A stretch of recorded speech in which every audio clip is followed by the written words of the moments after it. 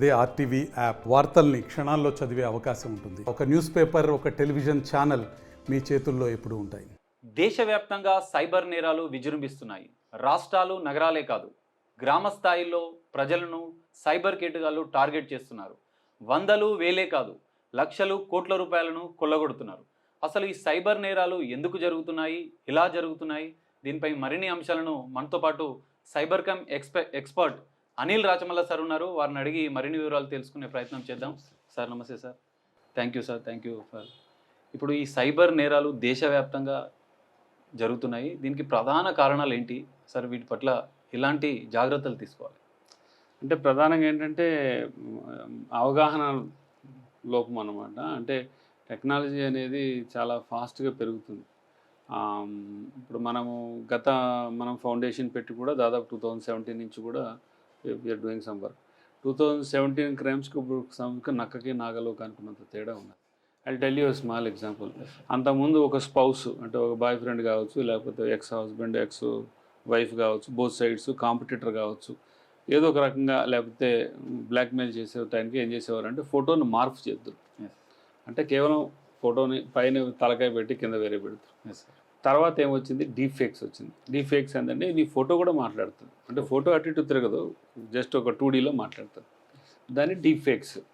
అది మనము ఒక $2 కొంటే 60 సెకండ్స్ వీడియోని మనం రికార్డ్ చేసుకోవచ్చు. దాని తర్వాత కొత్తగా ఇప్పుడు ఏఐ ఫేక్స్ వచ్చినాయి అనమాట. అంటే మనకు మ్యూజిక్స్లో మనకు ఆటో ట్యూనర్ అంటారు. ఒకసారి పాడితే ఆటోమేటిక్గా మిగతా పాట అంతా అదే పాడేస్తారు. అదేవిధంగా ఏఐ ఫేక్స్లో ఏంటంటే ఒక్కసారి మన ఆహాభావాలను క్యాప్చర్ చేసిన తర్వాత కంప్లీట్గా అది ప్లేనే కంప్లీట్, అది వాకింగ్, స్లీపింగ్ అంతా కూడా కంప్లీట్గా వేస్తారు. సో టెక్నాలజీ అనేది మన ఫోటో మార్ఫింగ్ నుంచి కంప్లీట్గా వర్చువల్ క్యారెక్టరే క్రియేట్ చేసే స్థాయికి ఎదిగిపోయినాం. కాబట్టి దానికి తగ్గట్టుగా ఈ లీగల్ స్టాండర్డ్స్ కూడా పెరగలేదు. తర్వాత దానికి తగ్గట్టుగా ఈ మెకానిజమ్స్ అంటే చదువుకునే మెకానిజమ్స్ కూడా రాలేదు. అందరూ కూడా మనము సైబర్ క్రైమ్ అంటే ఆ లింక్ క్లిక్ చేయొద్దు, ఈ లింక్ క్లిక్ చేయొద్దు, సోషల్ మీడియాలో ఉండొద్దు అని చెప్తారు. It's not correct. సోషల్ మీడియాలోనే ఉండాలి, సోషల్ మీడియాలోనే ప్రపంచం ఉంది. So there is lot of things that we can do. టెక్నాలజీతోనే చాలా ప్రపంచం. టెక్నాలజీ అనేది సైబర్ నేరాలకు ప్రధాన కారణం అనుకోవచ్చా? డెఫినెట్లీ అండి. అంటే మంచి చెడు డెఫినెట్గా ఎలా వాడుకోవాలనే దాని మీద బోత్ సైడ్స్ ఆర్ పాసిబిలిటీ, అంటే ఎండ్లెస్ పాసిబిలిటీస్. సార్ మీరు ఏం అబ్జర్వ్ చేశారు అంటే మేజర్ సైబర్ క్రైమ్స్ ఎలా జరుగుతున్నాయి అంటారు? ఇంతకుముందు క్రైమ్స్ ఇప్పుడు క్రైమ్స్ పోల్ చూసుకున్నట్లయితే మనం 2017లో నుంచి ఫౌండేషన్లో చాలా యాక్టివ్గా ఉన్నాం. అప్పుడు కేవలం ఈ కేవైసీ ఫ్రాడ్ ఉండేది. పేటిఎం యూజర్లకు చిన్న ఏదో జాబ్ ఇప్పిస్తానని జాబ్ ఇప్పిపోవడం, ప్రొడక్ట్స్ అమ్ముతున్నా అని చెప్పి ఫేక్ ప్రొడక్ట్స్ పంపించడం, అంతవరకే ఉండేది. ఇప్పుడు దాని తర్వాత నెక్స్ట్ ఫ్రాడ్స్ ఏమొచ్చినాయి అంతా కూడా సెక్స్టార్స్ అండ్ ఫ్రాడ్స్ అని. అది ఒక అమ్మాయి వస్తుంది ఏదో న్యూడ్గా, వీడు కూడా న్యూడ్గా వెళ్తాడు, సమ్ ఇండీసెంట్ మూమెంట్స్ క్యాప్చర్ చేస్తారు. ఆ క్యాప్చర్ చేసేసి ఇమీడియట్గా వాడు బ్లాక్మెయిల్ చేయడం, రొమాన్స్ ఫ్రాడ్స్ కావచ్చు, ఇవన్నీ ఫ్రెండ్షిప్ ఫ్రాడ్స్ కావచ్చు, మ్యాట్రిమోనీ ఫ్రాడ్స్ కావచ్చు. ఇది సెకండ్ లెవెల్.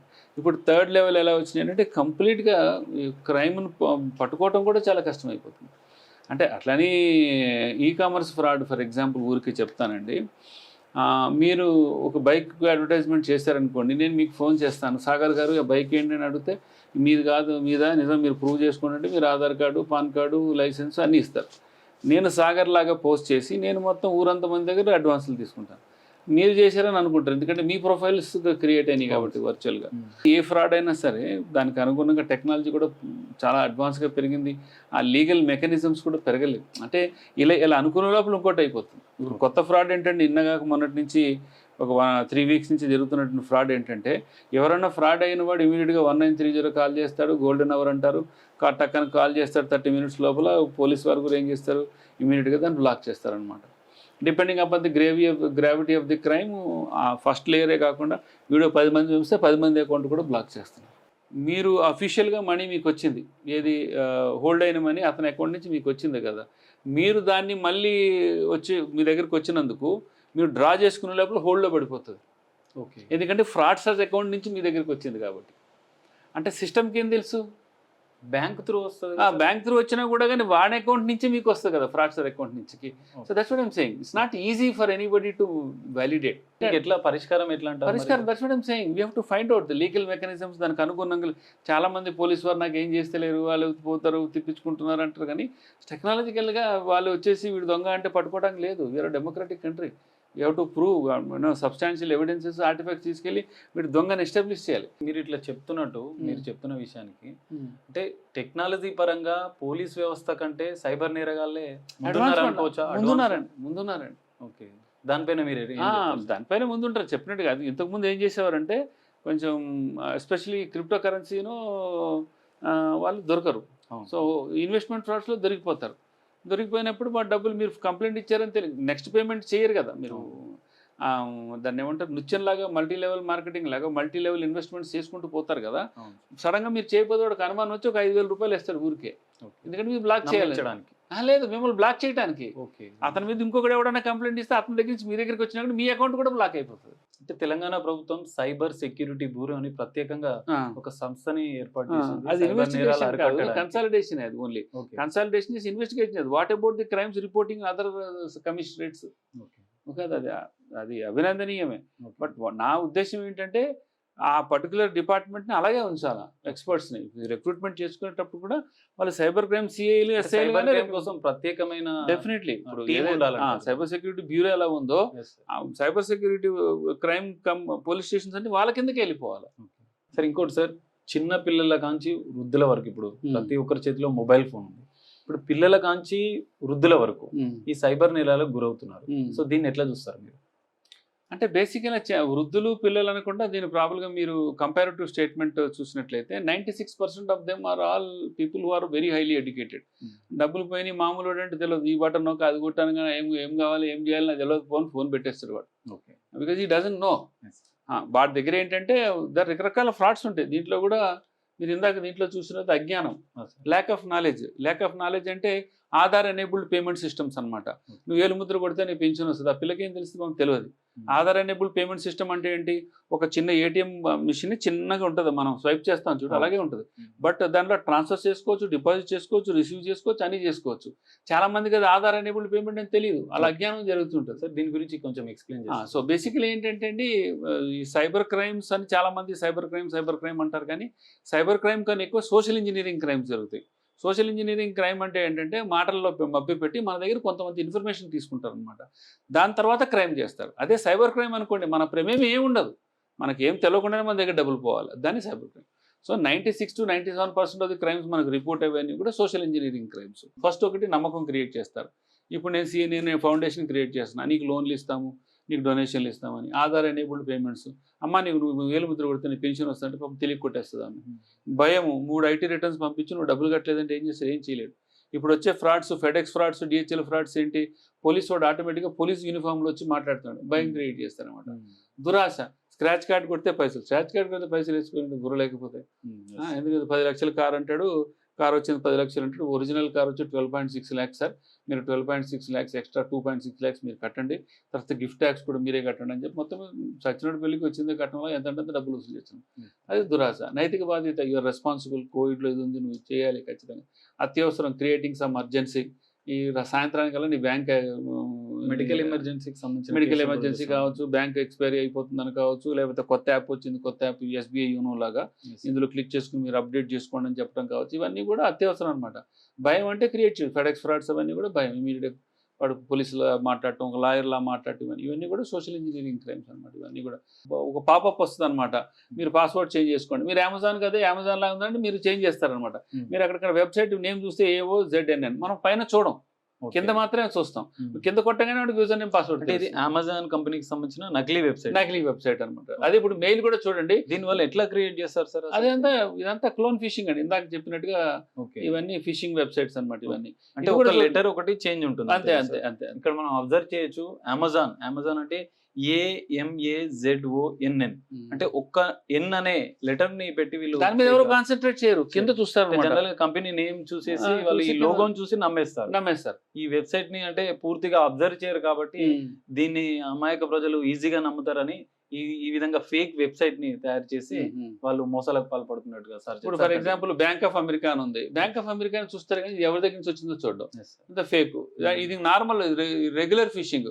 మీకు ఇందాక స్పూఫింగ్ అంటే ఏంటంటే ఈమెయిల్ ఐడి కూడా ఒరిజినల్ వాడి ఈమెయిల్ ఐడినే వస్తుంది. అంతా కూడా చూడండి, కనీసం సరిగ్గా క్యాపిటల్ లెటర్ సరిగ్గా రాయడు, ఇంగ్లీష్ సరిగ్గా ఉండదు, ఇవన్నీ కూడా చూడండి. అంటే సైబర్ నేరగాళ్ళు ఈ మేజర్ కంపెనీస్ నే టార్గెట్ చేస్తారు. అంటే పెద్ద పెద్ద కంపెనీస్ అన్నింటిని టార్గెట్ చేస్తుంటారు. సోషల్ ఇంజనీరింగ్ క్రైమ్ అంటే ఏంటంటే మనల్ని ట్రాప్ చేసి మన నమ్మకాన్ని కలిగించి మన దగ్గర కొంచెం ఇన్ఫర్మేషన్ తీసుకుని తద్వారా క్రైమ్ చేయడాన్ని సోషల్ ఇంజనీరింగ్ క్రైమ్ అంటారు. ఓకే సార్, అంటే ఈ సైబర్ క్రైమ్స్ కి సోషల్ మీడియా వేదిక అవుతుంది అనుకోవచ్చా? డెఫినెట్ గా ఇంటర్నెట్ వేదిక. సోషల్ మీడియా ఈ మధ్య మీడియా కాలంలో సార్ వాట్సాప్, ఫేస్బుక్ దీన్ని వేదిక చేసుకుని అసలు కొన్ని ఫేక్ లింక్స్ వస్తున్నాయి. అవును. ఆ లింక్స్ ఏ విధంగా ఉంటాయి, ఎలాంటి జాగ్రత్తలు తీసుకోవాలి, ఏ లింక్స్ ఓపెన్ చేయాలి, ఏ లింక్స్ ఓపెన్ చేయకుండా ఉండాలి? మనకు ఒక లింక్ వచ్చింది అనుకోండి, ఈ లింక్ కరెక్టా కాదా, ఈ లింక్ ఇక్కడ వేసుకుంటే ఫిషింగ్ లింక్ కాదు చేస్తుంది. అదే విధంగా మనం అంటే ఒరిజినల్ ఫేక్ అనేది తెలిసిపోతుంది. ఈ లింక్ వేస్తే మనకు తెలిసిపోతుంది. ఒక్కసారి ఏదైనా ఎగ్జాంపుల్ ఊరికే జస్ట్ ఇప్పుడు ఇది వేసాం అనుకోండి, చెప్తే ఫిషింగ్ లింక్ కాదో చెప్పేస్తుంది అనమాట. అదే విధంగా ఇప్పుడు ఇంకా చాలా ఉన్నాయండి. అదే కాదు, ఇప్పుడు ఒరిజినల్ అంటే ఒరిజినల్, గ్రీన్ అంటే ఒరిజినల్ అనమాట.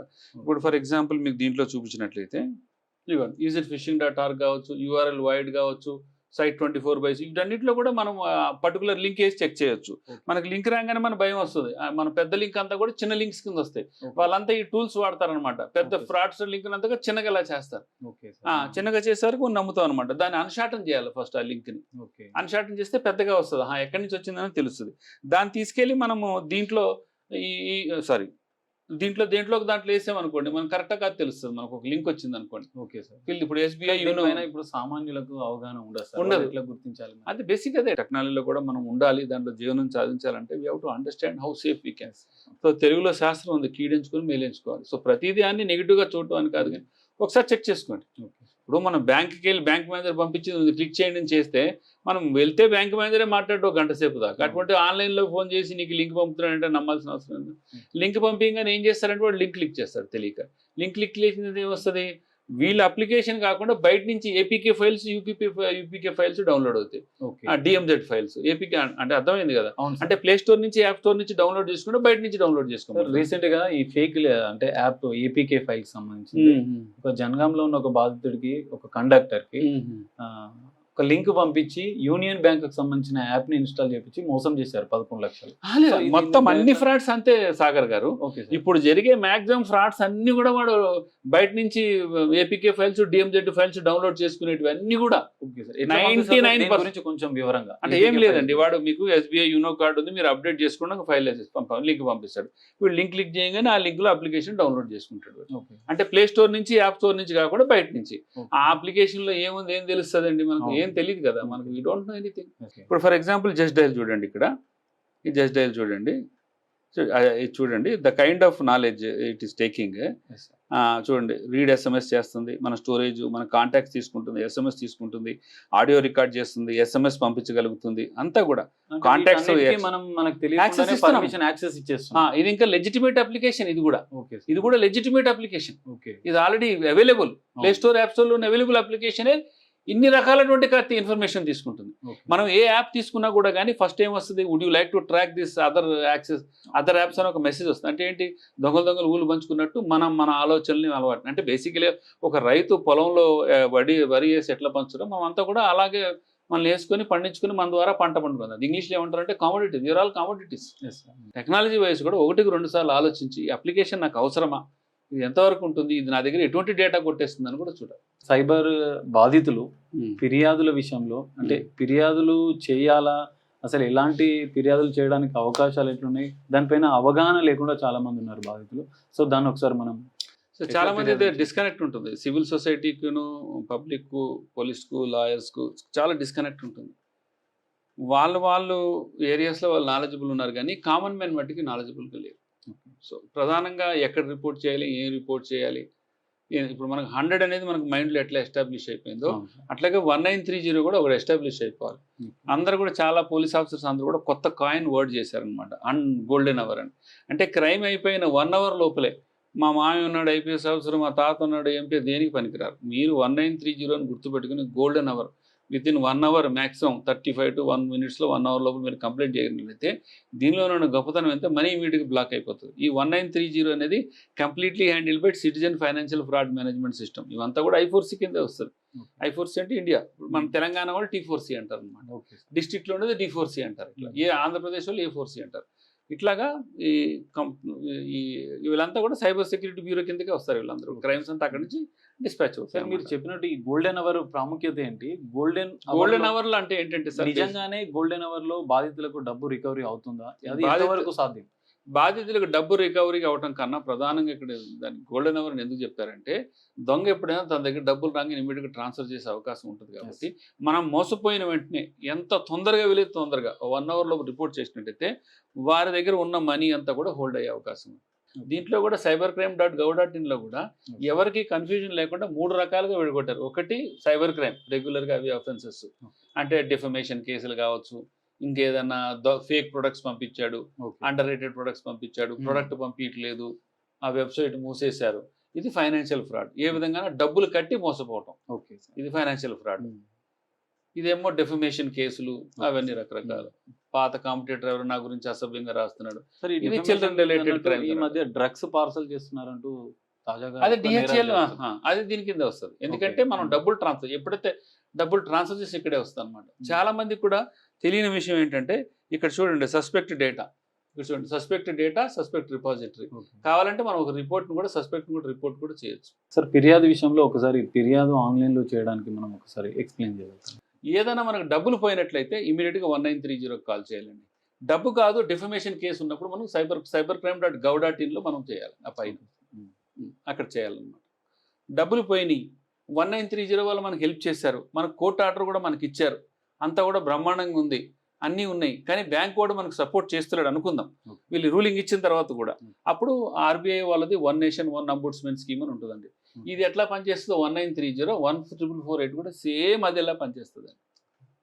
1 Nation 1 Ombudsman స్కీమ్. నేను ఆల్రెడీ రిప్లై ఇచ్చాను, 30 days టైం ఇచ్చాను, నాకు అంతా కూడా 1 Nation 1 Ombudsman డైరెక్ట్గా వాళ్ళకి రిపోర్ట్ చేయకూడదు. ఫస్ట్ బ్యాంక్కి లెటర్ రాసి 30 days టైం ఇచ్చి వాడు చేయకపోతే, లేకపోతే ఫిర్యాదు చేసిన 30 days వరకు వీళ్ళు ఇచ్చిన రూలింగ్ని బట్టి కూడా వాడు యాక్సెప్ట్ చేయకపోతే చేయొచ్చు. అప్పుడు విత్ నష్టపరిహారంతో సహా, నష్టపరిహారంతో సహా అలాంటి కేసు మనోవేదన గురించి కూడా ఒక ప్రైజ్ వేయొచ్చు, అన్నిటికి కూడా ఇస్తారు వాళ్ళు. అండ్ వెరీ వెరీ ప్రొఫెషనల్గా మేనేజ్ చేస్తారు అదైతే. ఇంకోటి సార్, దేశంలో మన దేశంలో ప్రత్యేకంగా చూసుకుంటే కొన్ని రాష్ట్రాలు సైబర్ నేరాలకు అడ్డాగా మారినాయి. సో వాటిని మీరు అంటే మనము ఈ నూజివీడు పోతే నూజివీడు రసాలు ఫేమస్ ఎట్లా అంటాము, లేకపోతే ఇక్కడ ఈ హైదరాబాద్ గ్రేప్స్ ఎట్లా ఫేమస్ అంటాము. ప్రతి రాష్ట్రం కూడా మన ఇండియన్స్ సైబర్ క్రైమ్గా, మనం టెక్నాలజీ కాదు సైబర్ క్రైమ్. ఇప్పుడు కోల్కతా ఉందనుకోండి, టెక్స్టాక్షన్ మ్యారేజ్ ఫ్రాడ్ ఫేమస్. సరే ఇట్లా ఒక్కొక్క రాష్ట్రానికి ఒకటి. మనకు నెట్ఫ్లిక్స్ మనం చూసినట్లయితే దాంట్లో మనకి జామ్తారా అనే సీరియల్ ఉంది. ఒక రాష్ట్రానికి సంబంధించి ఒకసారి బ్రీఫ్ గా ఎక్స్ప్లెయిన్ చేయండి. రాజస్థాన్ ఉందనుకోండి, OLX frauds, customer care frauds, Google frauds, impersonation frauds ఎక్కువ జరుగుతాయి. ఎట్లా సార్ ఈ డివైడ్ అంటే వాళ్ళు అక్కడ నేర్చుకున్నారు. దీనికి ట్రైనింగ్ ప్రోగ్రామ్ కూడా ఉంది. 3 days 60,000 తీసుకుంటారు. జార్ఖండ్ లో OTP scams, KYC frauds, electricity bills, నీకు బిల్ వచ్చింది డబ్బులు కట్టలేదు, KBC కౌన్ బనేగా కరోడ్పతి స్కామ్. ఢిల్లీ ఉందనుకోండి, loan apps, gift frauds, matrimony, electricity bill frauds ఇక్కడ ఫేమస్. అదే బీహార్లో చూడండి, అదేవిధంగా కోల్కతాలో చూడండి, అదేవిధంగా పూనా చూడండి.